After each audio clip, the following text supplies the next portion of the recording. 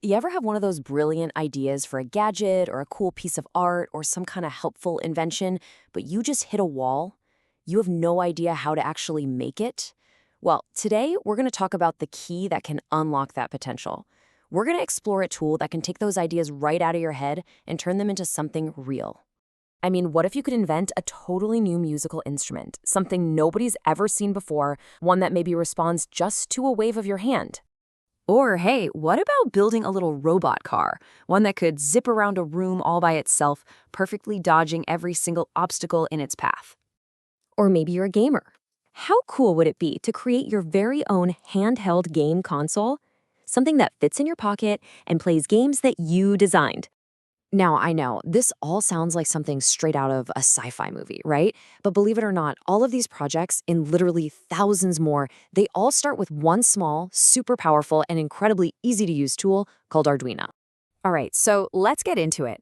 What is this thing, really? Well, it's way more than just a little piece of hardware. It's a whole platform that's basically the spark that can ignite your creativity. Okay, so here's the simplest way to think about it. Arduino is like a tiny programmable brain for your projects. It's a small computer board that lets you do two main things: read information from the world around you using sensors, and then control stuff like lights, motors, and screens. It's the ultimate bridge between your digital code and the real physical world. And the possibilities, I mean, just look at this list. It's absolutely wild. We are talking about everything from smart home gadgets and farming robots to interactive art, custom musical instruments, retro games, and even things you can wear, like your own fitness trackers. The list just goes on and on. Now, I know what some of you might be thinking. Electronics, that sounds complicated. And you know what? I totally get it. But the whole game has changed. The barrier to getting started has completely disappeared. Let me show you what I mean. So, back in the day, if you wanted to get started, you had to wrestle with these crazy wiring diagrams, these super confusing things called breadboards, and yeah, the lovely smell of burning solder. But today, it is a completely different world. These all-in-one beginner kits have totally transformed the experience. They have simple, snap-together parts. No soldering, no wiring nightmares, just you, your idea, and the pieces to make it happen. Let's make this super real for a second. Your very first project could be a personal weather station right on your desk. And it's as easy as 1, 2, 3. First, you just connect a couple of sensors. Second, you upload some pre-written code, you don't even have to write it yourself, from your computer with a simple USB cable. And third, bam, you're looking at live temperature and humidity data on a little screen. Just like that, you've built your first useful gadget. Okay, so you've built your weather station, it's awesome, and now your head is just buzzing with ideas for your real masterpiece. But hold on. Before you start drilling holes or sewing wires, there is one absolutely crucial step that separates the projects that work from the ones that end up in a drawer of sadness. And that step is planning.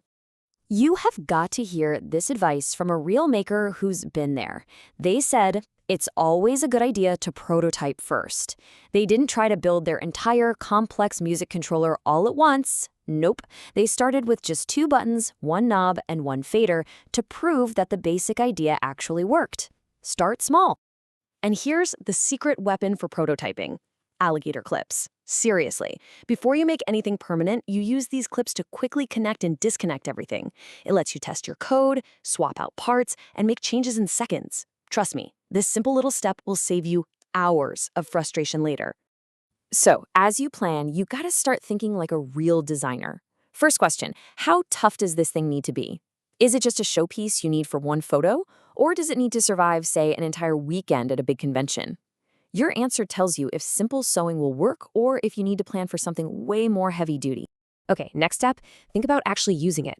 Where are the power switch and the battery pack gonna go? I mean, hiding a switch in the middle of your back might look super clean, but it's not very practical if you can't reach it, right? Putting it somewhere sensible, like along a sleeve or on your belt, makes all the difference. And finally, think about the look, the aesthetic.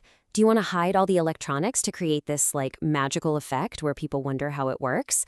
Or do you want to show off the tech, make the circuit boards and blinking lights a core part of the design?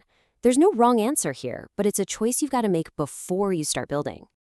So once you've done your planning and your prototyping, that's when you can dive into something bigger and more complex with total confidence. Let's look at a quick case study that pulls all these ideas together.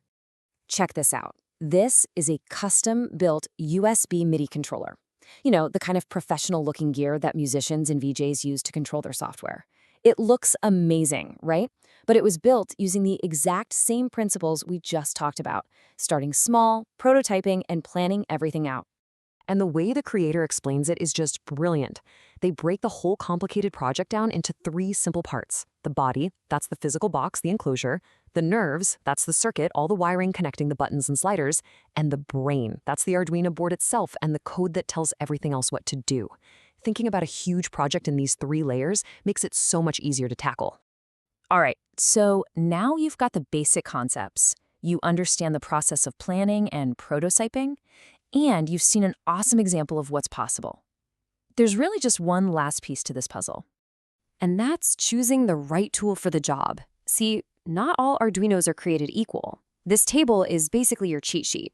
The Uno is the classic. It's perfect for beginners and for a project like that weather station. The Pro Micro is smaller, and it's fantastic for anything that plugs into a computer, like that MIDI controller. And then you have something like the Nano 33 BLE, which is tiny but super powerful, perfect for wearables like a fitness tracker or even a gesture-controlled magic wand. It's all about matching the board to your specific idea. So, if you take one thing away from all of this, please let it be this. Every single amazing, complex, mind-blowing project you have ever seen started with one small step.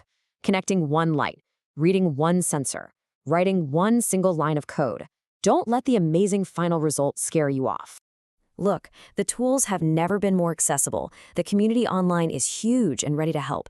Your idea's right there. It's just waiting for that first spark. So really, the only question left is, what will you create?